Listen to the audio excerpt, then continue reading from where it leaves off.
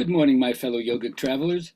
I'm mighty glad to be alive today. I hope that you are too, as we continue to live, laugh, love, learn, linger, and live the life we love. A shout out to my daughter, Kaylee Shana. She's 30 today. Thanks for completing the family and hopefully make me the dad that you love and feel safe with.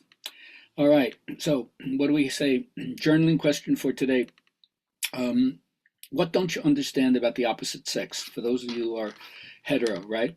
The opposite sex is a mystery. They call it pane in the Amazonian tribes, like the dark side of the moon. There's something on the other side you just don't get because it's not you. Isn't just a different plumbing and hormonal changes. So that's also what don't you understand about your own gender? There's things about men that they don't understand of other men, and women don't understand about other women. Now, for those of you who are gender fluid or identity is in question, that's also what don't you understand about other people like yourself? Why assume that they're exactly like you? So, love to hear your conversations on that.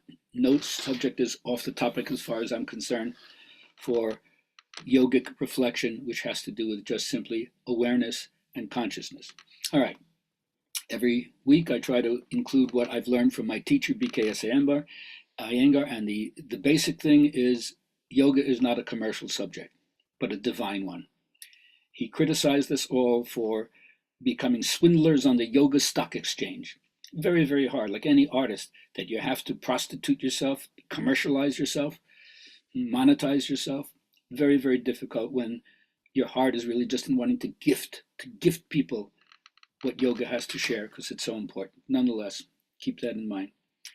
Now, Buddhism, which is to me the Protestant Reformation of Hinduism, it's a pathway that leads upwards if you persevere and if you unfold what's best within you and prevent other things from deteriorating. But it's not effective until it's regularly and systematically cultivated. Then there's no chance for it to lapse into oblivion.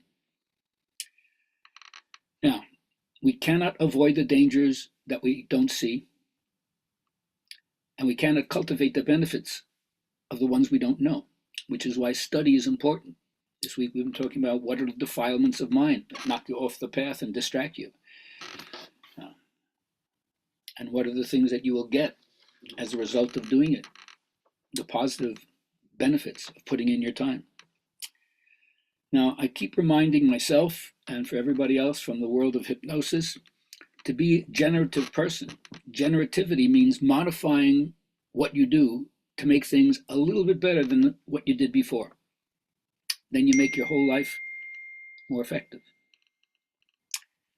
So accessing this experience of wider consciousness indicates that spontaneous change is possible, even if at first it seems like an overwhelming task.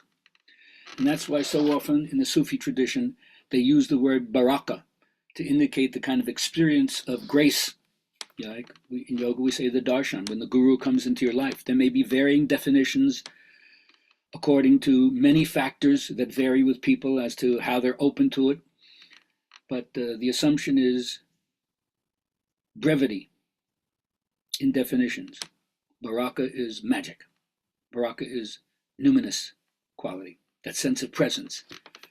And yogis don't do labels. They don't try to denote fixed states or stages of consciousness.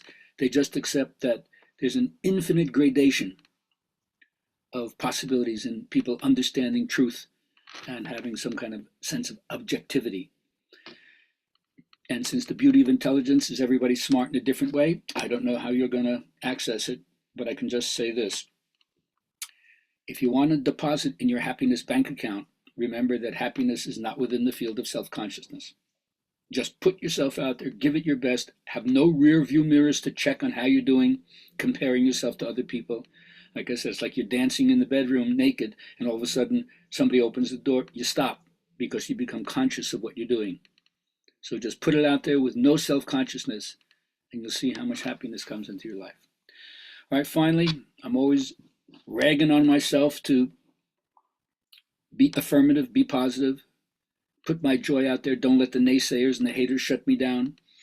So if it's true that our vibration is the point of attraction. Remember, the law of attraction says that which is like unto itself is drawn. Then if that's true, that the now moment is my attraction point, then I'm going to go on a rampage of appreciation.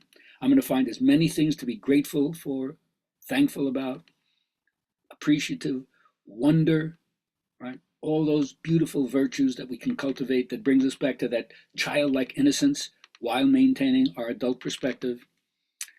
So make the best of where you are now. And at all times, you learn how to achieve more vibrational harmony within yourself and, of course, in your relationship to the world. So I hope that you find your way of solving mental problems by tearing down the old, just like a building has to be condemned and razed before they put a new one. Most people understand this intellectually, but they don't put it into practice. They don't hold a positive thought long enough for it to materialize and the law of attraction to get a foothold on it. So this is called building by wrecking. You knock it down, and then therefore you wonder how come nothing is happening. Well, if you catch yourself thinking negatively, instantly reject it. Switch your mind to experiencing the presence, because negative thought simply means belief in the absence of spirit at that point. Have a great day.